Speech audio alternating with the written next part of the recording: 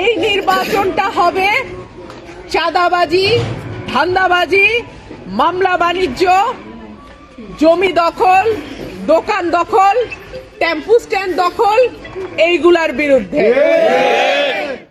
আর আমার যেহেতু কোনো মার্কা নাই, দলীয় মার্কা নাই, আমি ঠিক করেছি আমি হাঁস মার্কায় দাঁড়াবো।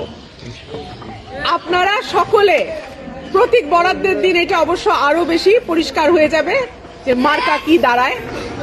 তবে আপনারা এখন পর্যন্ত মোটামুটি যেটা ঠিক করছি হাঁস মার্কাতে দাঁড়াবো।